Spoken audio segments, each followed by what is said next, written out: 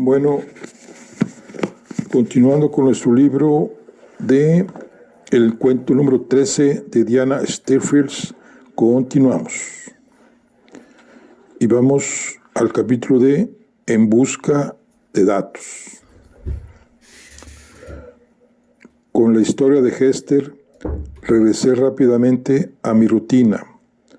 Por las mañanas, escuchaba a la señorita Winter relatar su historia sin apenas anotar ya nada en la libreta. Más tarde, en mi habitación, con mis pliegos de folios, mis 12 lápices rojos y mi fiel sacapuntas, transcribía lo que había memorizado. Mientras las palabras brotaban de la punta del lápiz sobre el papel, la voz de la señorita Winter resonaba en mis oídos. Más tarde, cuando leía en voz alta lo que había escrito, notaba cómo mi rostro se distorsionaba hasta adoptar sus expresiones. Mi mano izquierda subía y caía, emulando los enfáticos gestos de la señorita Winter, mientras la derecha descansaba, como impedida en mi regazo. Las palabras se transformaban en imágenes dentro de mi cabeza. La aseada y pulcra Hester, envuelta en un brillo plateado, en una aureola que crecía constantemente, abarcando primero su cuarto, luego la casa, después a los habitantes. El ama, transformada de lenta figura en la penumbra, en una mujer de ojos vivos y brillantes que todos lo miraban. Y Emmeline, una vagabunda sucia y desnutrida, que se dejaba convertir bajo el hecho del hechizo del aura de Hester, en una muchacha limpia, cariñosa y regordeta. Hester proyectaba su luz incluso en el jardín de las figuras, donde se posaba sobre las ramas destrozadas de los tejos y hacía crecer nuevos brotes. También aparecía Charlie, naturalmente, deambulando en la oscuridad fuera de aquel círculo, dejándose oír sin dejarse ver. Y John Didig, el jardinero, de nombre extraño, rumiando en la periferia, reacio a ser absorbido por la luz. Y Adeline, la misteriosa y sombría Adeline. Para todos mis proyectos biográficos construyó una caja de vidas, una caja con fichas que contienen los detalles: nombre, ocupación, fechas, lugar de residencia y cualquier otro dato que apareciera pertinente. Y cualquier otro dato en apariencia pertinente, de todas las personas que han sido importantes en la vida del sujeto en cuestión. Nunca sé qué pensar realmente de mis cajas. Según mi estado de ánimo, las veo como un monumento que reconforta a los muertos. Mirad, me los imagino diciendo, mientras me observan por el cristal: nos está anotando en sus fichas. Y pensar que llevamos muertos 200 años. O cuando el cristal está muy oscuro y me siento encallada y sola a este lado del mismo. Las veo como pequeñas lápidas de cartón frías e inanimadas, tan muertas las cajas como el cementerio. El elenco de personajes de la señorita Winter era muy reducido, y mientras los barajaba en mis manos, su falta de solidez me dejó consternada. Me estaba narrando una historia, pero todavía estaba muy lejos de poseer toda la información que necesitaba. Cogí una ficha en blanco y me puse a escribir: Hester Barrow, institutriz, casa de Angel Fields, nacida, fallecida, Me detuve, reflexioné, calculé con los dedos. En aquel entonces las niñas tenían 13 años y Hester no era una mujer mayor. No podía serlo con todo ese brío. ¿Cuántos años tenía, por tanto, la institutriz?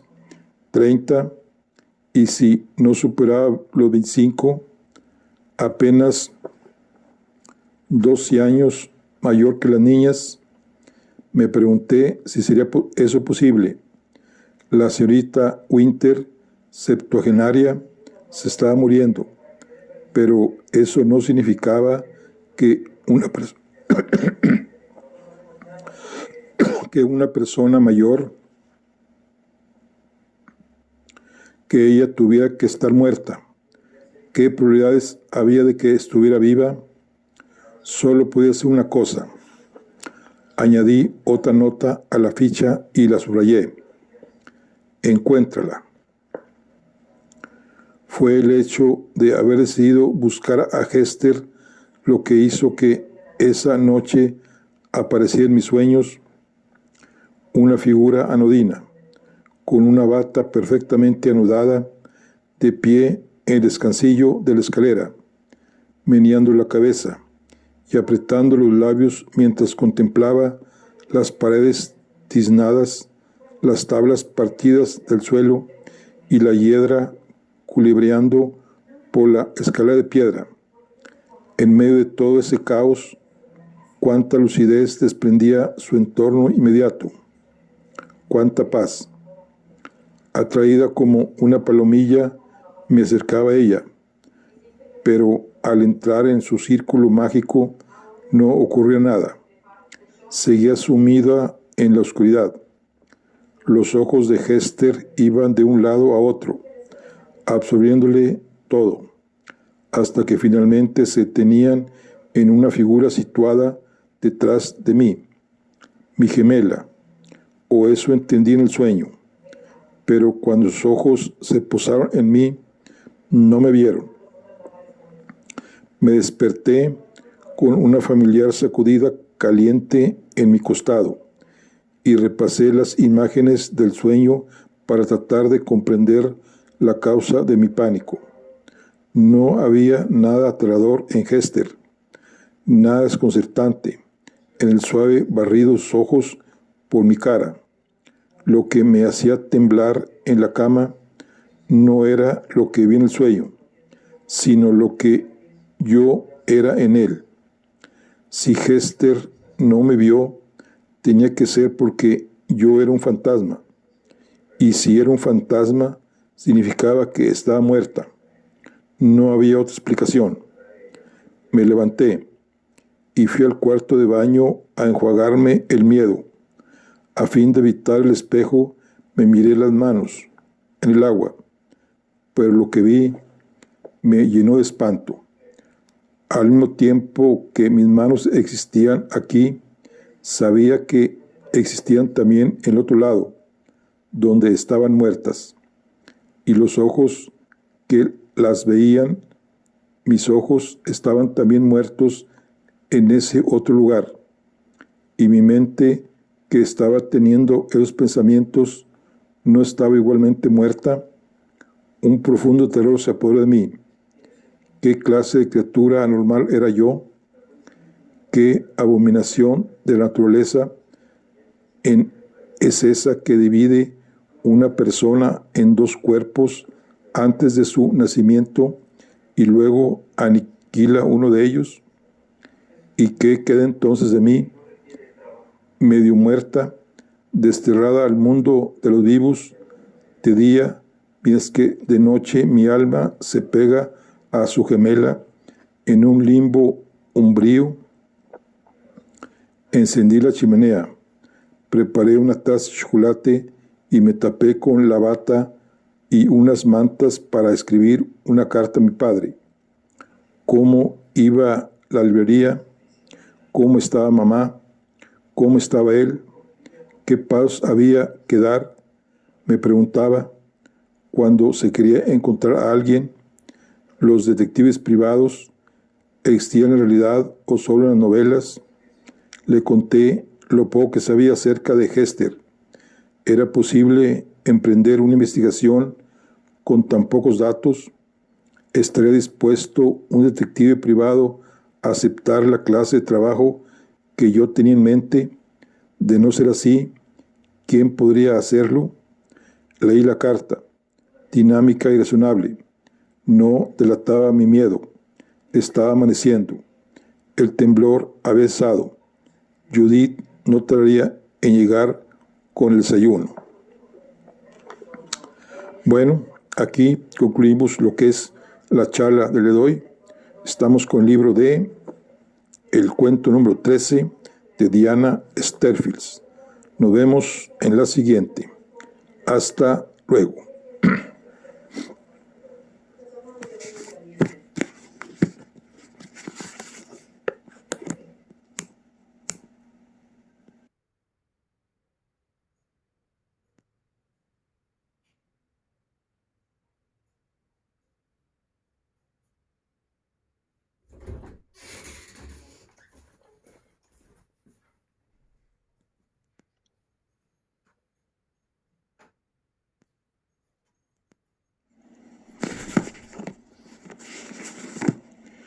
Bueno, continuando con nuestro libro de El cuento número 13 de Diana Sterfield.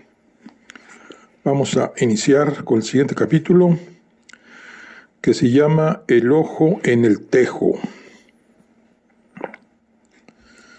No había nada que la nueva institutriz no pudiera hacer si se lo proponía. Por lo menos eso pareció al principio. Pero transcurrido un tiempo, comenzaron los problemas. El primero fue su discusión con el ama. Hester, tras haber limpiado, ordenado y cerrado con llave algunas habitaciones, se sorprendió un día al encontrárselas nuevamente abiertas. Llamó al ama. ¿Qué necesidad hay de mantener abiertas las habitaciones que no se utilizan?, preguntó. Ya ve lo que sucede entonces. Las niñas entran cuando les place y crean caos donde antes había orden. Eso nos genera a usted y a mí un trabajo innecesario. El ama se mostró totalmente de acuerdo. Y Hester se marchó de la entrevista bastante satisfecha. Pero una semana después volvió a encontrar abiertas puertas que hubieran debido estar cerradas, y con expresión ceñuda llamó de nuevo al ama. Esta vez no aceptaría promesas vagas. Esta vez estaba decidida a llegar al fondo del asunto. Es por el aire, explicó el ama. Si el aire no corre, la humedad se apodera de las casas. Con palabras sencillas, Hester le dio al ama una sucinta conferencia sobre la circulación del área y la humedad, y la despachó convencida de que aquella vez sí había resuelto el problema. Una semana después, advirtió que las puertas volvían a estar abiertas. En aquella ocasión, en lugar de llamar al ama, reflexionó. Aquel problema de las puertas era más complejo de lo que parecía a simple vista. Así que decidió estudiar al ama, descubrir por medio de la observación qué se ocultaba detrás de esas puertas abiertas. El segundo problema tenía que ver con John Digg. A Hester no le había pasado inadvertida su desconfianza, pero no dejó que eso la desanimara. Ella era una extraña en la casa, y a ella le correspondía demostrar que estaba ahí por el bien de todos, y no para causar problemas. Sabía que con el tiempo se lo ganaría. No obstante, aunque parecía que el hombre se iba acostumbrando a su presencia, Su desconfianza estaba tardando más de la cuenta en diluirse. Y un día esa desconfianza estalló en algo más. Hester le había abordado para hablarle de algo bastante banal. En nuestro jardín había visto, o eso aseguraba ella, a un niño del pueblo que en ese momento hubiera debido estar en el colegio. ¿Quién es? Quiero saber. ¿Quiénes son sus padres? Eso no es asunto mío, contestó yo con una osquedad que la dejó atónita. No digo que sea suyo, repuso Hester con calma, pero ese niño debería estar en el colegio. Estoy segura de que en eso coincidirá conmigo. Si me dice quién es, hablaré con sus padres y con su maestra. John Diddy se encogió de hombros e hizo ademán de marcharse, pero ella no era una mujer que se rendía con facilidad. Rauda como el rayo, se le plantó delante y repitió la pregunta. ¿Por qué no iba a hacerlo? Era una pregunta absolutamente razonable y le estaba formulando con educación. ¿Qué razones tenía ese hombre para negarse a cooperar? Pero se negó. Los niños del pueblo no vienen por aquí, fue su única respuesta. Ese sí, insistió ella, no vienen porque tienen miedo. Eso es absurdo. ¿De qué han de tener miedo? El niño llevaba puesto un sombrero de ala ancha y pantalones de hombre adaptados a su tamaño. Su aspecto era bastante peculiar. Por fuerza tiene que saber de quién le hablo. No he visto a ningún niño como ese, fue la desdeñosa contestación. Y John, una vez más, hizo ademán de marcharse. Sin embargo, Hester era una mujer persistente, pero tuvo que verlo.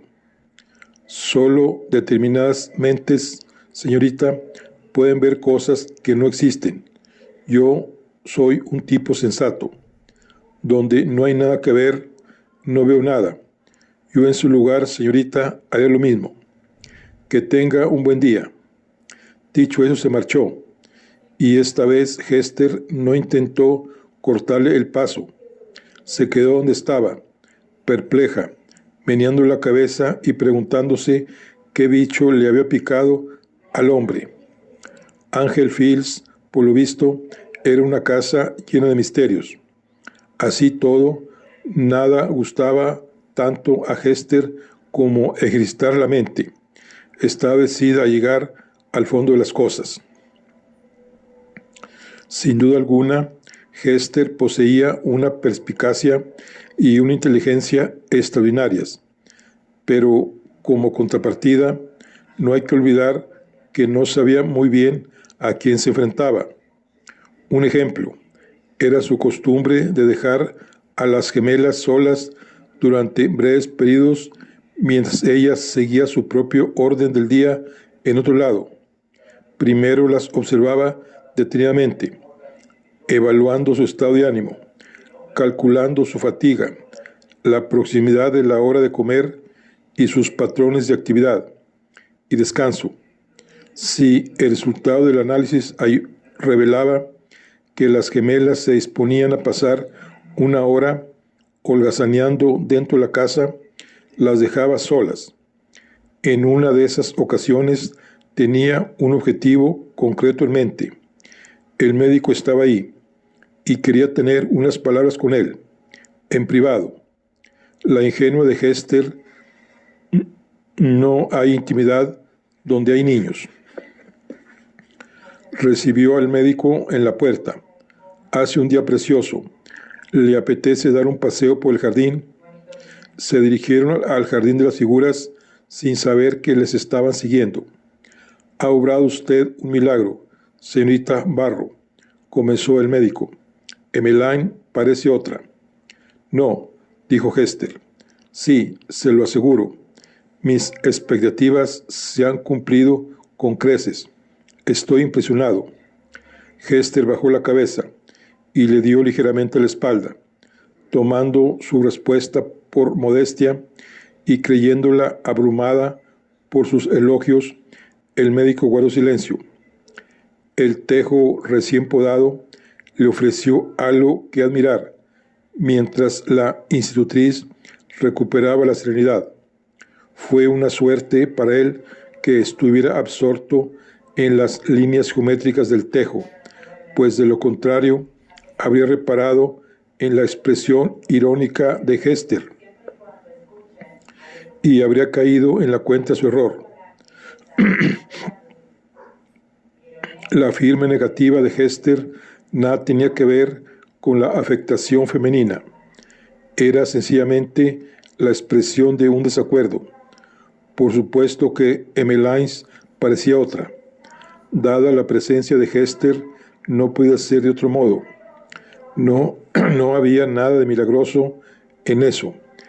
He ahí lo que había querido decir con su negativa.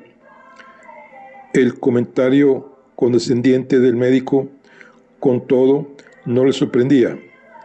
Nadie solía reparar por aquel entonces en las muestras de talento de las institutrices, pero en cualquier caso, creo que estaba decepcionada.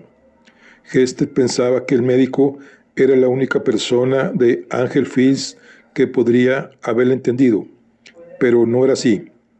Se volvió hacia él y tropezó con su espalda. Con las manos en los bolsillos y los hombros rectos, el médico estaba mirando la línea donde terminaba el tejo y comenzaba el cielo. Su cuidado pelo empezaba a encanecer, y en la coronilla había un círculo perfecto de piel rosada, de 4 centímetros de diámetro. John está reparando el daño que causaron las gemelas, dijo Hester. ¿Qué las impulsó a hacer algo así? En el caso de Emmeline, la respuesta es sencilla. Adeline la obligó a hacerlo. En cuanto a los motivos de Adeline, la respuesta es más compleja. Dudo que se conozca a sí misma. La mayor parte del tiempo actúa dominada por impulsos donde no parece existir un factor consciente. Sea cual sea la razón, asestaron un golpe tremendo a John. Su familia ha cuidado este jardín durante generaciones. Un acto despiadado, y sorprende aún más viniendo de una niña. Sin que el doctor la viera, Hester volvió a torcer el gesto. Estaba claro que el hombre sabía muy poco de niños. Un acto despiadado, en efecto, pero los niños pueden ser muy crueles. Lo que pasa es que no nos gusta pensar eso de ellos. Lentamente empezaron a caminar entre las figuras, admirando los tejos al tiempo que hablaban de la labor de Hester.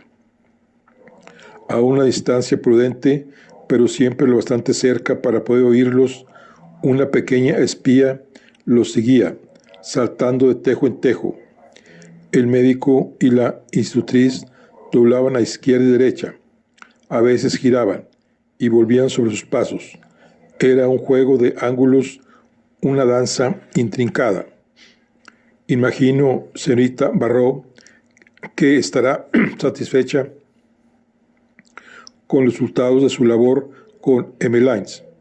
Así es, con otro año bajo mi tutela, no veo razones para que Emmeline no pueda abandonar para siempre su conducta indisciplinada y se convierta definitivamente en la muchacha dulce que sabe ser en sus mejores momentos. No será inteligente, pero no sé por qué no puede llegar el día en que sea capaz de vivir de manera satisfactoria separada de su hermana. Quizá incluso termine casándose.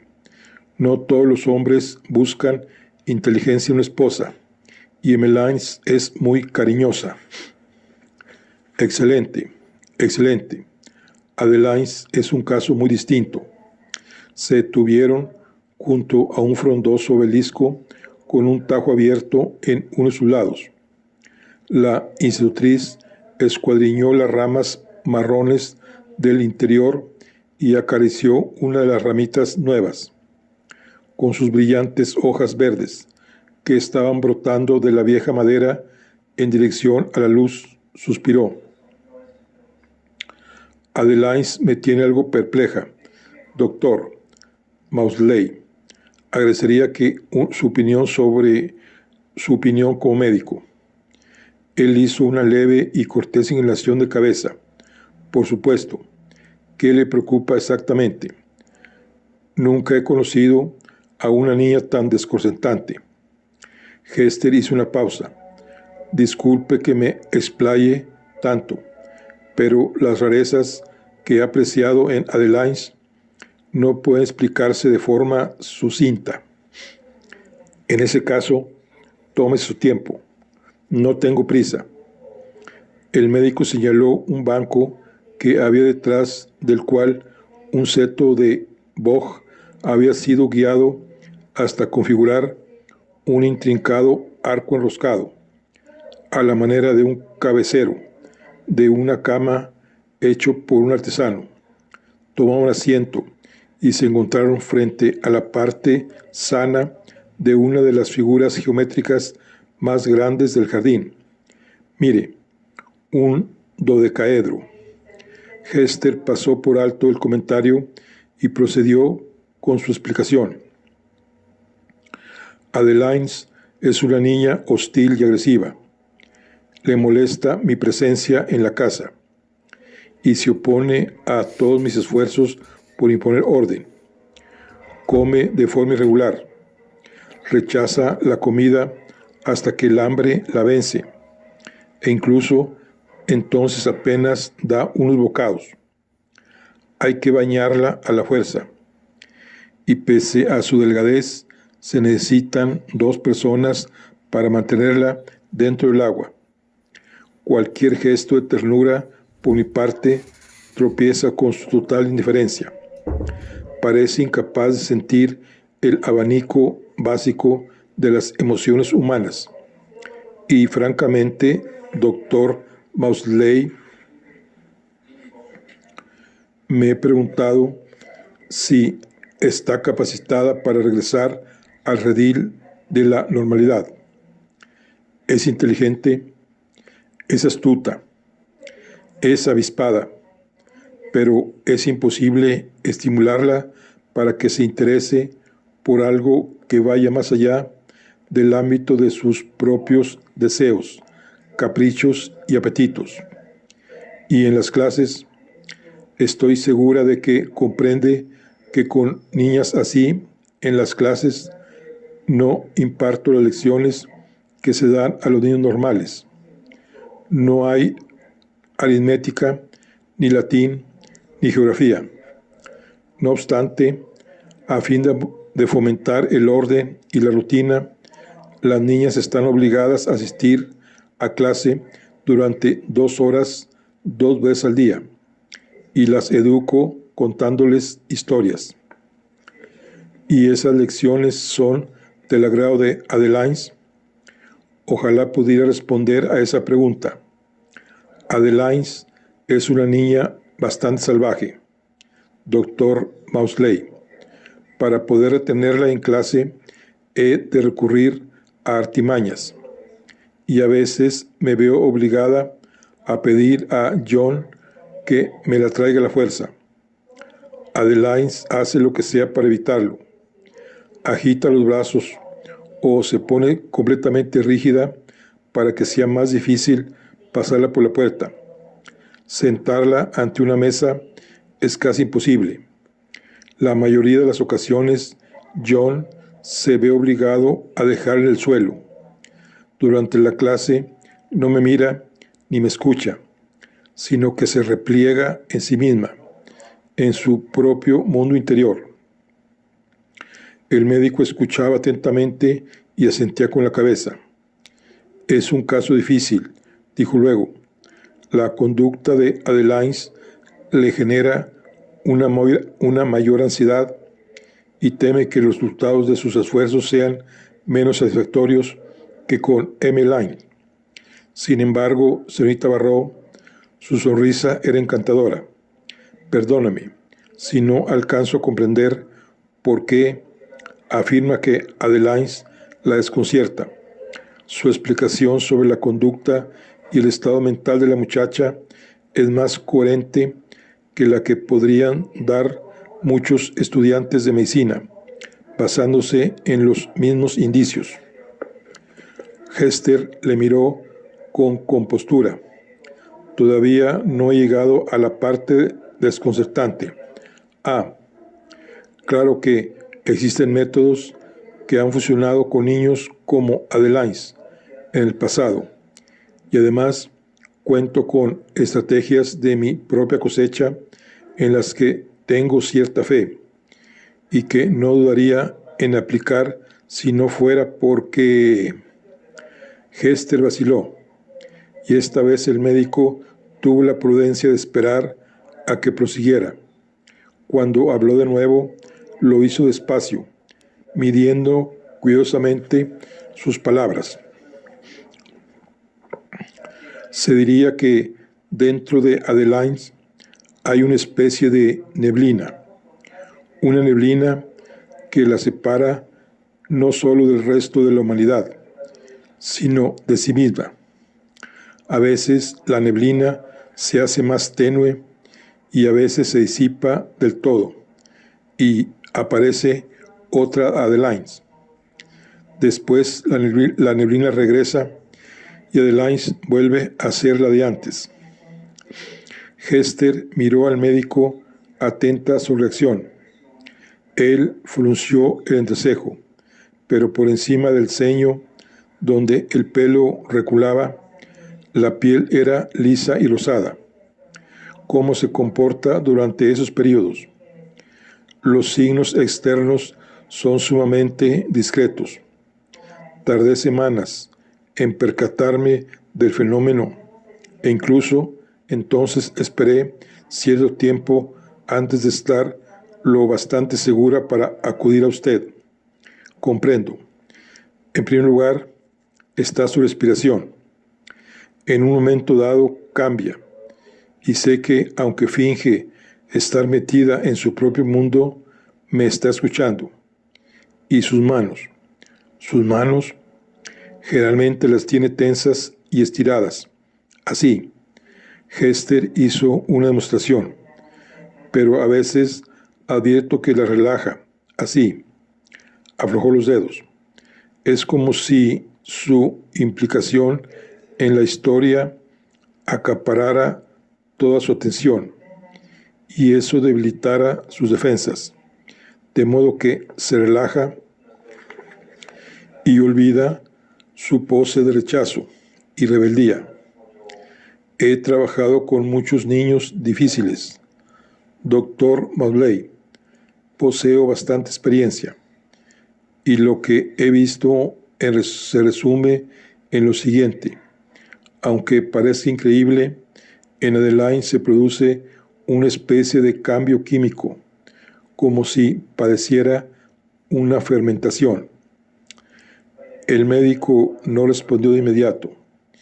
En lugar de eso, se detuvo a reflexionar, y su concentración pareció complacer a Hester. La aparición de esos signos sigue alguna pauta, nada de lo que puede estar segura todavía, pero ella dio la cabeza, animándola a continuar. Probablemente no sea importante, pero hay ciertas historias. Jean Eyre, por ejemplo. A lo largo de varios días les conté una versión abreviada de la primera parte, y entonces pude apreciar claramente. También con Dickens, los relatos históricos y las fábulas con moraleja no tienen el mismo efecto. El médico frunció el entrecejo. ¿Y es algo sistemático? La lectura de James Eyre provoca siempre los cambios que ha descrito. No, he ahí el problema. ¿Qué piensa hacer entonces? Existen métodos para manejar a niños egoístas y rebeldes, como Adeline. En estos momentos, un régimen estricto podría bastar para impedir que más tarde termine ingresando en un manicomio.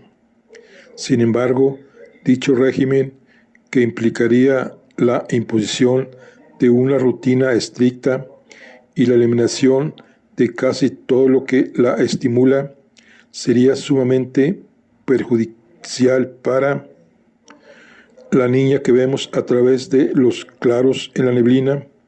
Exacto. De hecho, para esa niña, nada podría ser más dañino. ¿Y qué futuro prevé para esa niña? Para la muchacha en la neblina. Todavía no puedo responder a esa pregunta. Basta decir que hoy día no puedo tolerar que se sienta perdida, a saber lo que sería de ella. Contemplaron en silencio la frondosa geometría, meditando sobre el problema planteado por Hester, sin saber que el problema en cuestión, oculto detrás de las figuras, los estaba observando a través de los huecos entre las ramas. Finalmente, el médico habló. No sé de ninguna enfermedad que pueda causar los efectos mentales que usted escribe. Sin embargo, mi desconocimiento puede deberse a mi propia ignorancia. Hice una pausa, a la espera de que ella protestara, pero no lo hizo. Como un primer paso, quizá sería aconsejable que sometiera a la niña a un examen minucioso para determinar su estado de salud, tanto mental como físico. Es justamente lo que estaba pensando, contestó Hester. Y ahora rebuscó en sus bolsillos. Aquí tiene mis notas. En ellas se encontrará una descripción de cada una de las situaciones que he presenciado, junto con un análisis preliminar. Cree que después del examen podría quedarse media hora más para darme a conocer sus primeras impresiones. Después podríamos decidir el siguiente paso que debemos seguir. El médico la miró pasmada. Había sobrepasado los límites de su papel de institutriz y se estaba comportando como si fuera un colega experto. Hester se había percatado de ello. Titubeó. Podía dar marcha atrás. Era demasiado tarde. Tomó una decisión. De perdidos al río. No es un dodecaedro, dijo maliciosamente. Es un tetraedro. El doctor se levantó y caminó hasta la figura. 1, 2, 3, 4. Sus labios se movían mientras contaba. Se me paró el corazón. Iba a rodear el árbol contando caras y ángulos. Iba a contradecirme, pero llegó hasta 6 y se detuvo. Sabía que ella tenía razón. Entonces, durante un curioso instante, simplemente se miraron. Él, con expresión indecisa. ¿Quién era esa mujer? ¿Con qué autoridad le hablaba de la forma en que lo hacía? No era más que una institutriz provinciana con cara de tonta, no. Con cara de torta, no. Ella le miraba en silencio, paralizada por esa indecisión que parpadeaba el rostro de él. Entonces el mundo pareció inclinarse levemente sobre su eje y ambos desviaron rápidamente la mirada. El examen, comenzó ella. ¿Le parece el miércoles por la tarde?, propuso él. El miércoles por la tarde. Y el mundo volvió a girar sobre su eje. Echaron a andar hacia la casa y al llegar al camino el médico se despidió. Detrás del tejo la pequeña espía se mordía las uñas y rumiaba. Bueno, aquí concluimos la charla del día de hoy. Estamos con el libro de El cuento número 13 de Diana Sterfield. Nos vemos en la siguiente. Hasta luego.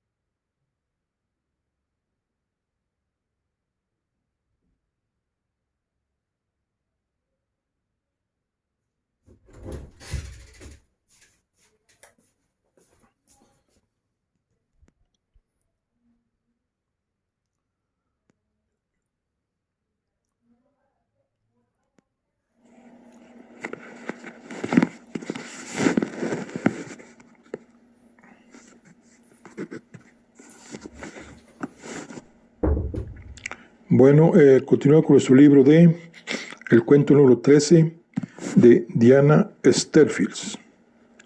Una niña perfectamente. Continuamos. Eduardo fue el primer paciente. 5 notas.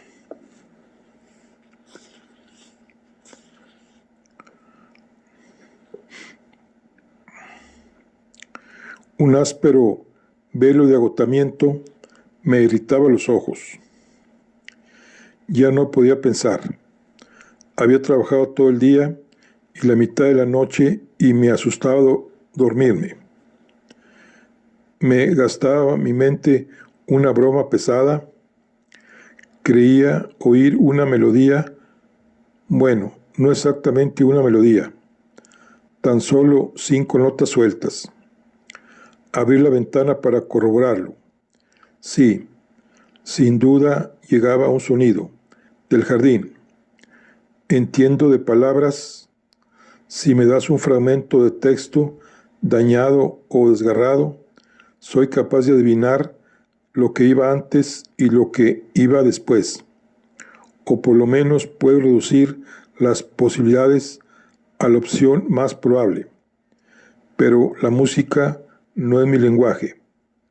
Eran esas 5 notas el comienzo de una nana, la caída agonizante de un lamento. Imposible saberlo. Sin un principio ni un final que las delimitara, sin una melodía que la sostuviera, fuera, lo que las unía, parecía sumamente precario. Cada vez que sonaba la primera nota, se producía un angustioso instante mientras éste esperaba a descubrir si su compañera todavía seguía ahí o si había esfumado para siempre, arrastrada por el viento. Y lo mismo con la tercera y la cuarta. Con la quinta no había una resolución, solo la sensación de que tarde o temprano los frágiles eslabones que unían una ristra de notas caprichosas se romperían como se habían roto los eslabones del resto de la melodía. Y también ese último fragmento vacío desaparecería para siempre, dispersándose con el viento, como las últimas hojas de un árbol de invierno.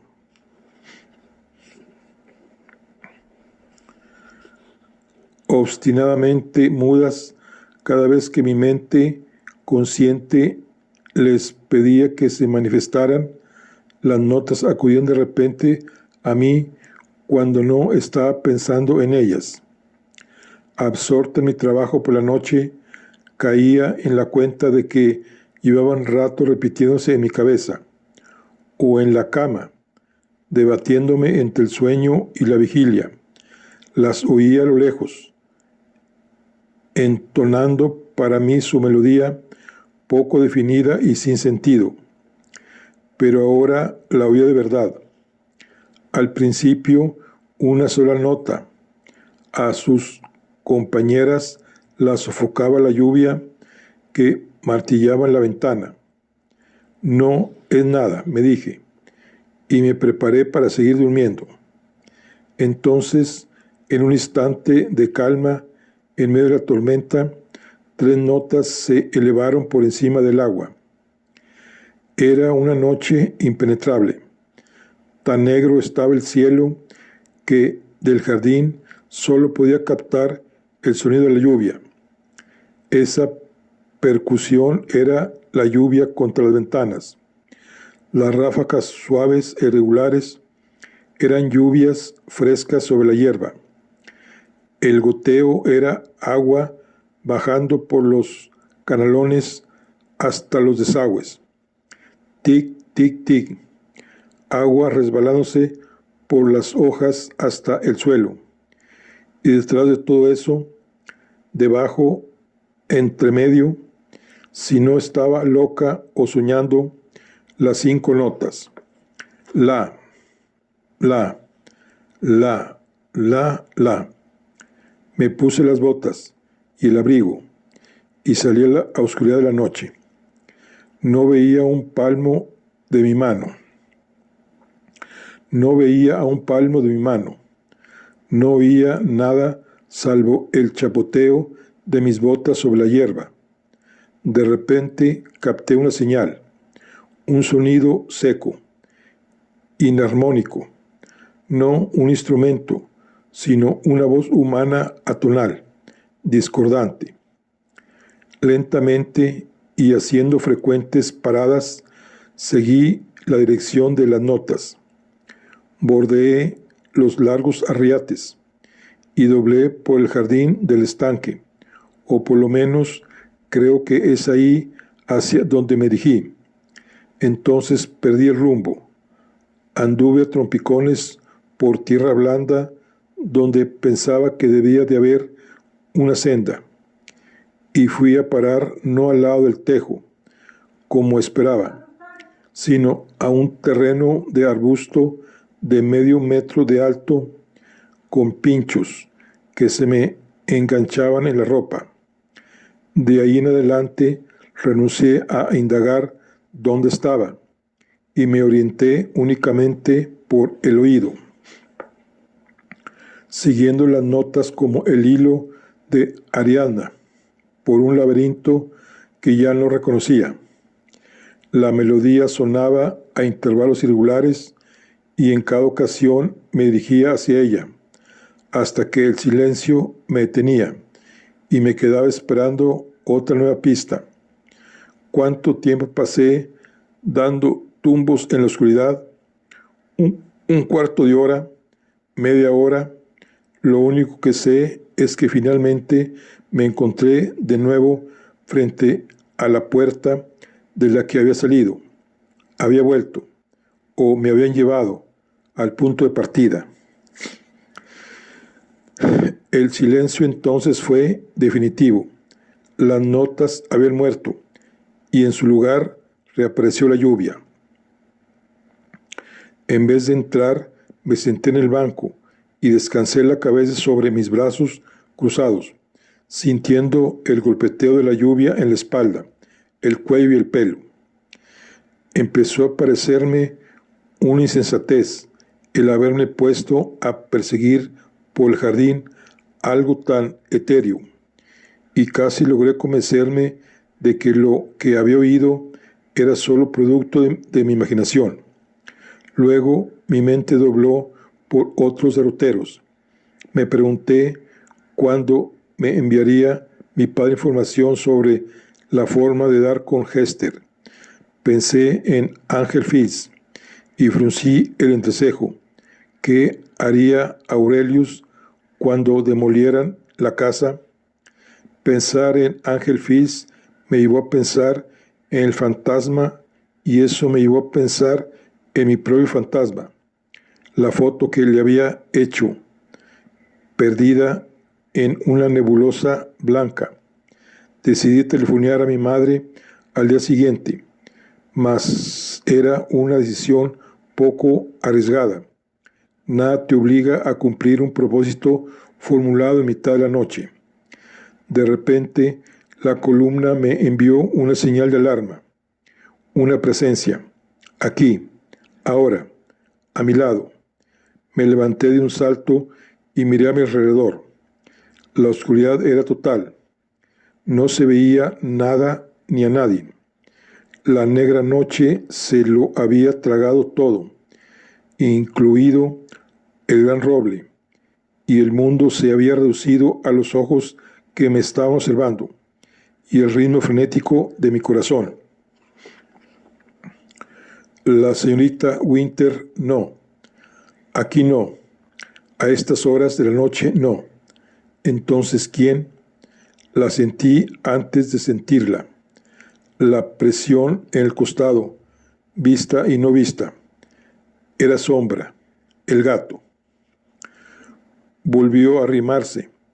Otro roce del carrillo contra mis costillas y un mugido algo retrasado, como para anunciar su presencia. Alargué una mano y le acaricié, mientras mi corazón trataba de encontrar su ritmo. El gato ronroneó. «Estás empapado», le dije. «Vamos, bobo. No es una buena noche para pasear». Me siguió hasta mi habitación. Se secó el pelaje a lametazos mientras yo me envolvía el cabello con una toalla, y nos quedamos dormidos juntos en la cama. Por una vez, quizá fuera la protección del gato, mis sueños me dieron un respiro. El día amaneció apagado y gris. Después de la entrevista, salí a dar un paseo por el jardín. En la lúgubre luz de la tarde, intenté volver sobre el camino que había seguido la noche anterior. El comienzo fue fácil.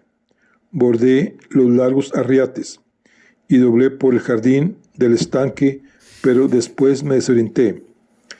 El recuerdo de haber caminado por la tierra blanda de un macizo me tenía desconcertada, pues todos los macizos y arriates estaban perfectamente ordenados y rastrillados.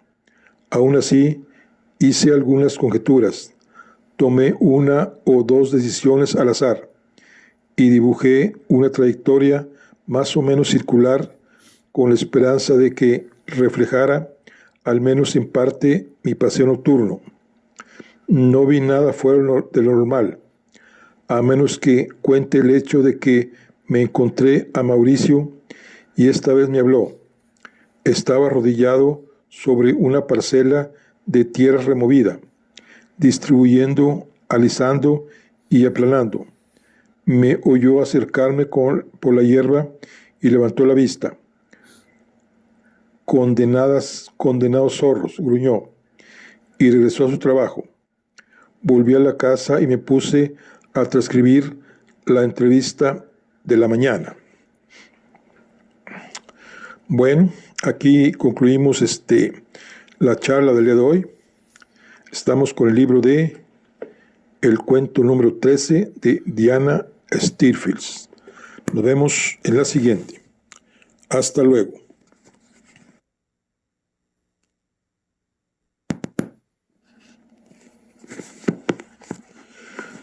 Bueno, continuando con nuestro libro de El cuento número 13 de Diana Stirfields, vamos a continuar con el siguiente capítulo que se llama El experimento.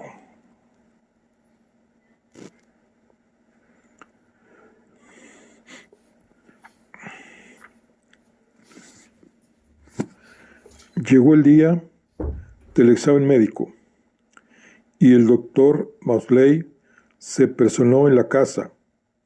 Como de costumbre, Charlie no estaba ahí para recibir al visitante. Hester le había informado de la visita del médico de la manera acostumbrada, una carta depositada fuera de sus aposentos, sobre una bandeja, y como no había obtenido respuesta, supuso acertadamente que el asunto le traía sin cuidado. La paciente se hallaba en uno de sus estados de ánimo huraños, pero dóciles.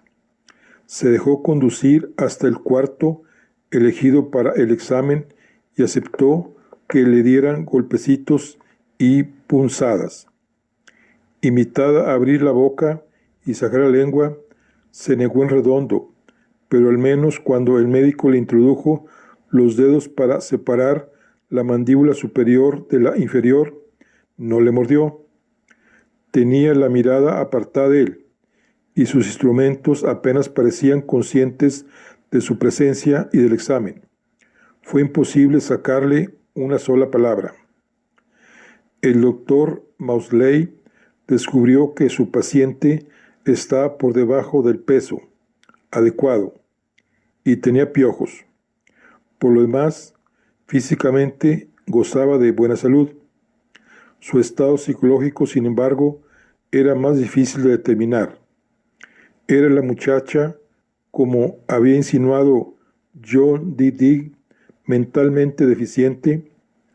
¿O acaso la conducta de la chica se debía a la negligencia de su madre y la falta de disciplina?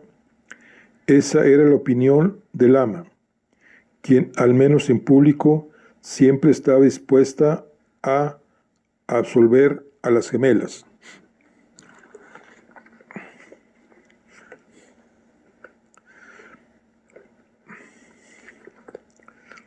No fueron estas las únicas opiniones que el médico tuvo presentes mientras examinaba a la gemela salvaje.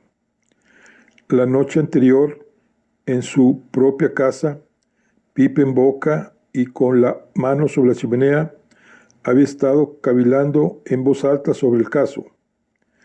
Le gustaba que su mujer le escuchara, pues estimulaba su elocuencia. Enumerados los ejemplos de mala conducta de que había sido informado, los hurtos en las casas de los aldeanos, la destrucción del jardín de las figuras, la violencia vertida sobre Emmeline, la fascinación por las cerillas. Se hallaba reflexionando sobre las posibles explicaciones cuando la dulce voz de su esposa le interrumpió. ¿No crees que simplemente es traviesa? Por un instante, la interrupción lo dejó demasiado pasmado para poder contestar. Solo era una sugerencia, continuó ella agitando una mano para restar importancia a sus palabras. Había hablado con suavidad. Por eso poco importaba. El hecho de que hubiera hablado bastó para que sus palabras fueran cortantes.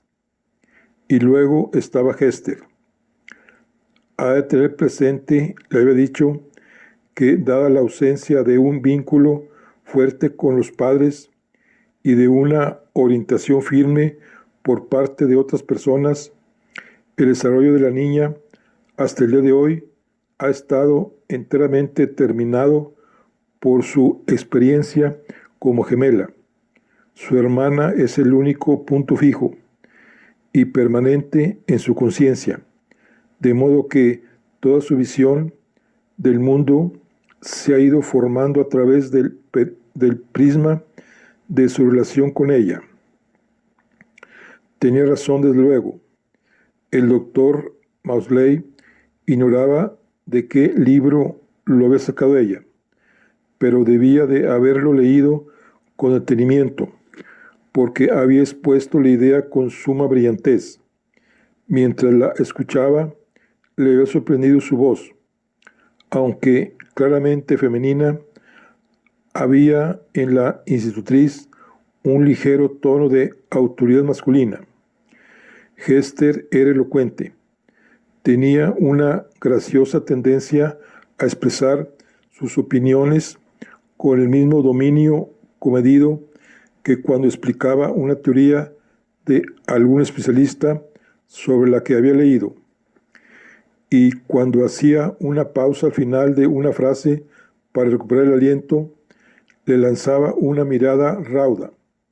La primera vez la había encontrado desconcertante, pero después le resultó divertida, para indicarle si podía hablar o si tenía intención de seguir hablando ella.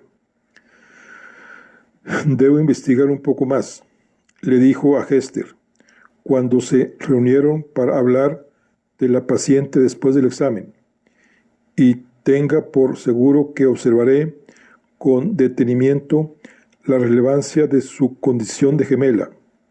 Hester asintió. Yo lo veo así, dijo. En cierta manera, podríamos considerar a las gemelas dos hermanas que se han repartido un conjunto de características, mientras que una persona sana y normal experimenta todo un abanico de emociones diferentes y muestra una extensa variedad de comportamientos. Puede decirse que las gemelas han dividido ese abanico de emociones y comportamiento en dos, y cada una ha asimilado una parte.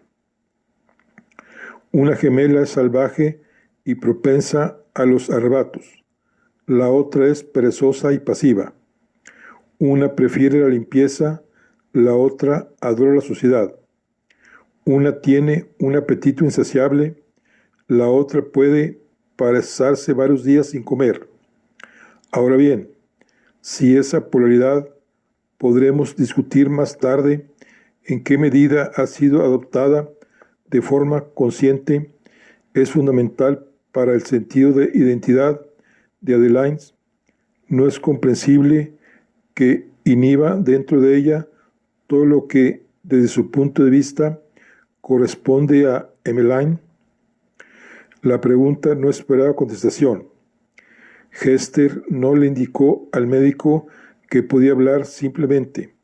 Hizo una inspiración moderada y continuó.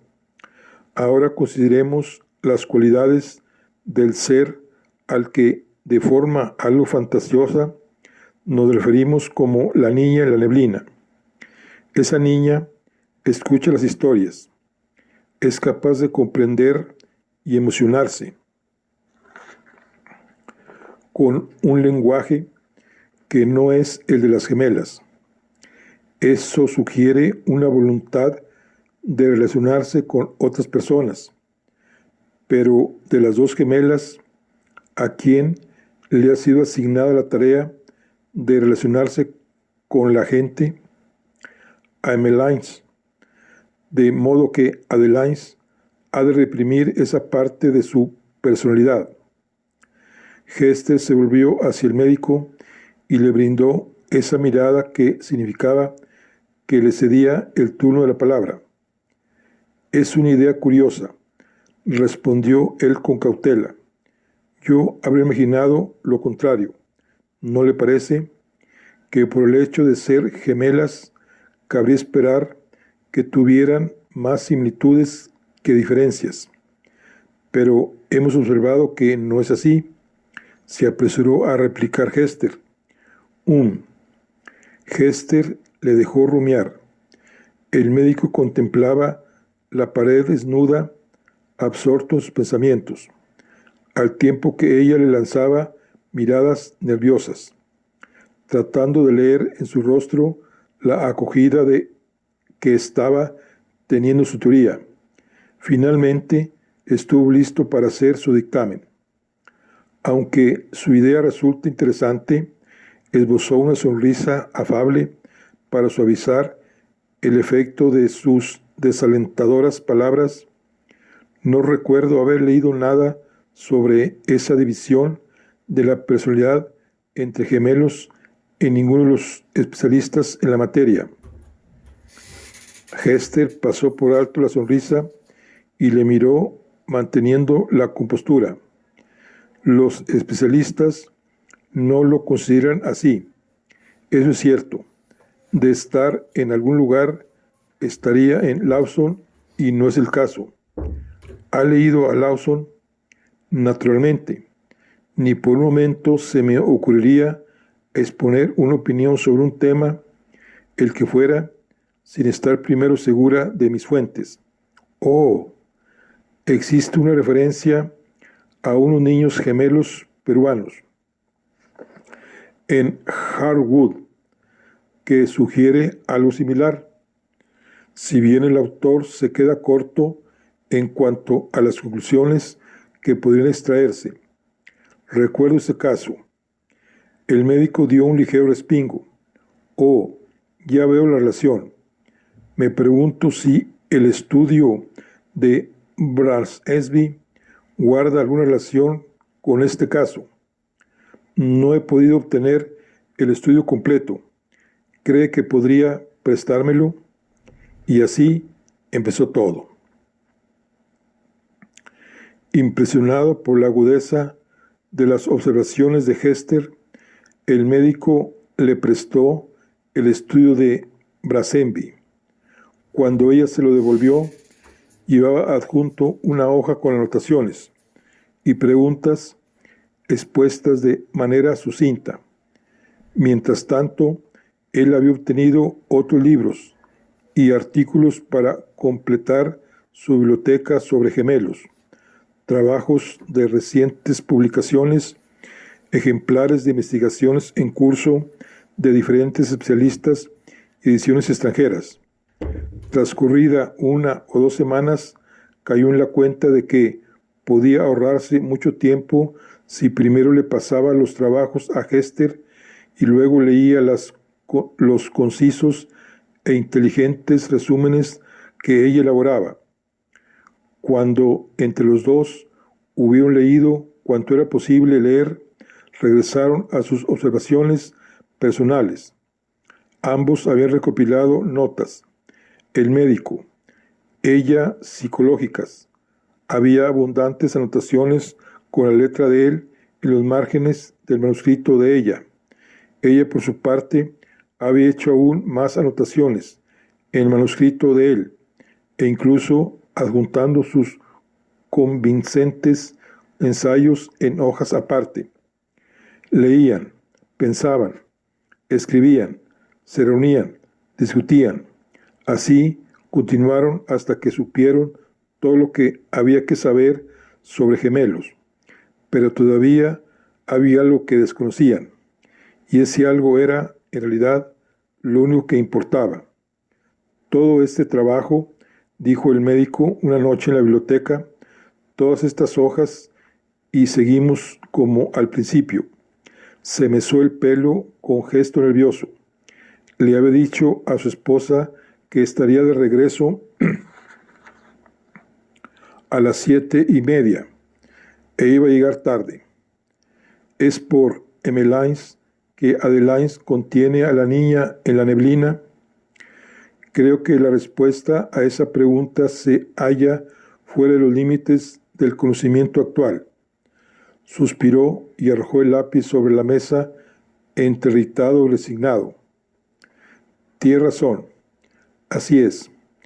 Era comprensible que Hester pareciera molesta, pues él había tardado 4 semanas en llegar a una conclusión que ella podría haberle brindado desde el principio solo con que él hubiera estado dispuesto a escucharla. El médico se volvió hacia ella. Solo hay una forma de averiguarlo, prosiguió Hester con calma. Él enarcó una ceja. Mi experiencia y mis observaciones me han llevado a creer que aquí existen posibilidades de realizar un proyecto de investigación pionero.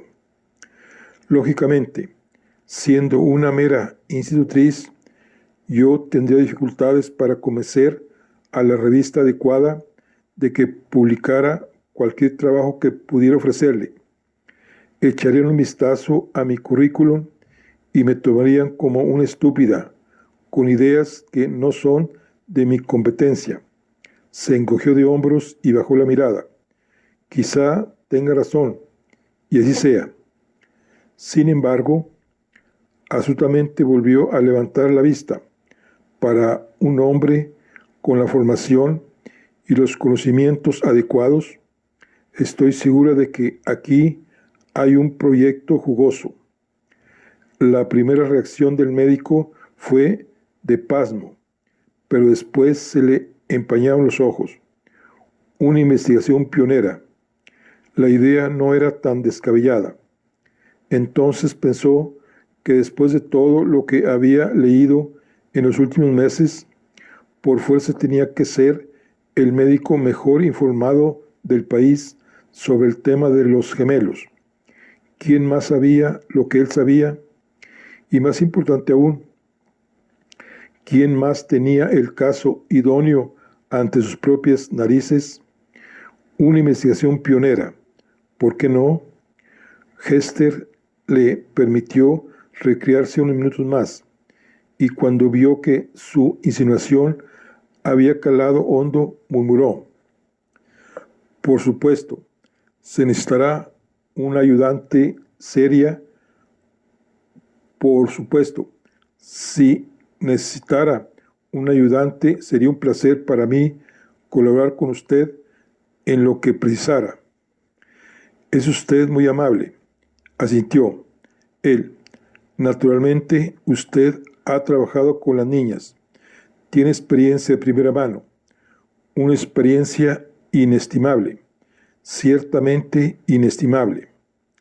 El doctor Maudsley Se marchó de Angel Fields y llegó flotando en una nube hacia su casa, donde no reparó en que la cena estaba fría y su esposa de mal humor. Hester recogió los papeles de la mesa y salió de la biblioteca. Su satisfacción podía oírse en sus pasos enérgicos y la firmeza con que cerró la puerta de sí. La biblioteca parecía vacía, pero no era así. Tendida cuán larga era en lo alto de las librerías, una muchacha se estaba mordiendo las uñas y pensando: investigación pionera. Es por Emmeline que Adeline contiene a la niña en la neblina.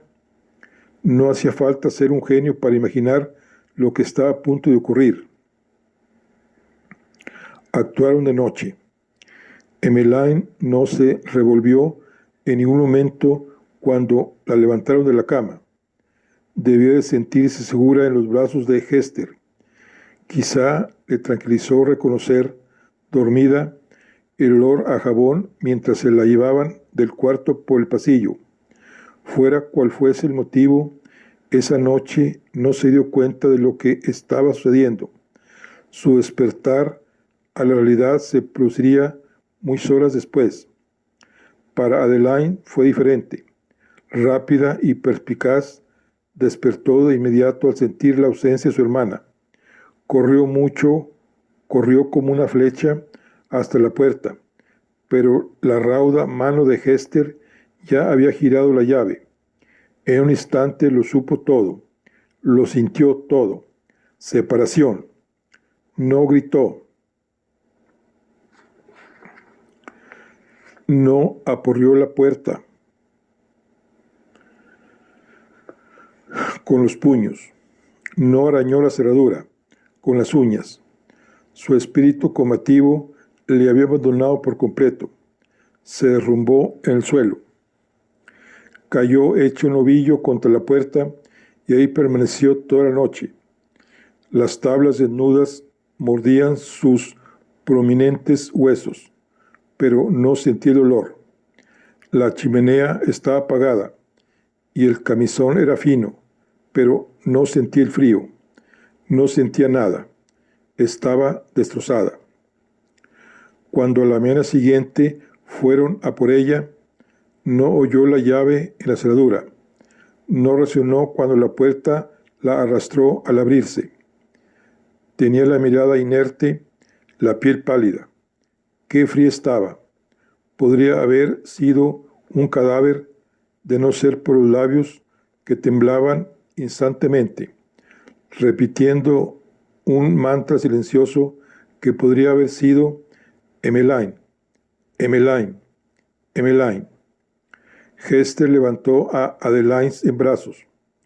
No fue difícil. La niña ya tenía 14 años, pero estaba en los huesos. Sacaba toda su fuerza de su voluntad, y cuando ésta desapareció, se volvió inconsistente. La bajaron por la escalera con la misma facilidad que una almohada de plumas sacada a ventilar. Conducía John, en silencio. De acuerdo o en desacuerdo, poco importaba. Hester tomaba las decisiones. Le dijeron a Adelina que la llevaban a ver a Emelina, una mentira que hubieran podido ahorrarse, pues Adelina no habría opuesto resistencia, independientemente de a dónde se la hubiesen llevado. Se sentía perdida, ausente de sí misma. Sin su hermana no era nada, y no era nadie. Lo que trasladaron a la casa del médico no era más que el caparazón de una persona, y ahí lo dejaron. De nuevo en casa, sacaron a Emmeline de la cama de Hester y la devolvieron a su cama sin despertarla. Durmió otra hora, y cuando al fin abrió los ojos, se sorprendió ligeramente al ver que su hermana no estaba. A lo largo de la mañana, su sorpresa fue en aumento y por la tarde se transformó en ansiedad. Rastreó la casa y también los jardines. Se internó en el bosque, se adentró en el pueblo, tanto como se lo permitió su coraje. A la hora de la merienda, Hester la encontró en el borde de la carretera, mirando en la dirección que la habrían llevado de haberla seguido hasta la puerta de la casa del médico. No se había atrevido. Hester le posó una mano en el hombro y la trajo hacia sí. Luego la condujo de nuevo a la casa. De vez en cuando Emmeline se detenía y titubeaba, deseando volver, pero Hester la cogía de la mano y tiraba firmemente de ella. Emmeline la seguía con pasos obedientes pero perplejos. Después de la merienda se quedó mirando por la ventana. A medida que la luz decaía, el miedo se fue apoderando de ella, pero la angustia no la asaltó hasta que Hester hubo cerrado la puerta con llave y comenzó la rutina de acostarla. Lloró toda la noche, sollozos solitarios que parecían no tener fin. Lo que en Adeline había estallado en un instante tardó 24 angustiosas horas en prorrumpir en Emmeline, pero cuando llegó el alba estaba tranquila. Había llorado y temblado hasta perder la conciencia. La separación de los hermanos gemelos no es una separación cualquiera. Imagínate que sobrevives a un terremoto y al recuperar el conocimiento te encuentras ante un mundo irreconocible. El horizonte ha cambiado de lugar. El sol tiene otro color. Nada queda del terreno que conocías. Tú estás viva, pero estar viva no es lo mismo que vivir. No es extraño que los supervivientes de semejantes catástrofes suelan desear haber perecido con el resto de la gente. La señorita Winter tenía la mirada perdida. Su célebre tinte cobrizo se había diluido en un tono asalmonado.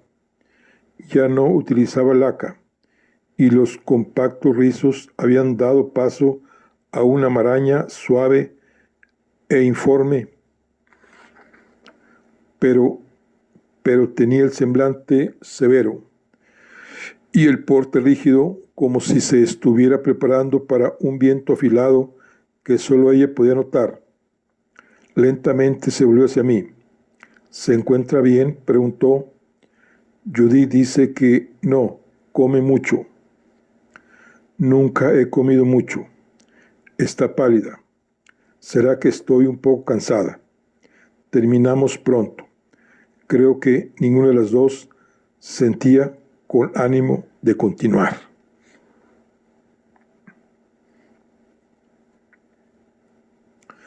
Bueno, aquí concluimos la charla del día de hoy. Nos vemos en la siguiente. Estamos con nuestro libro de El cuento número 13 de Diana Steelforth. Nos vemos en la siguiente. Hasta luego.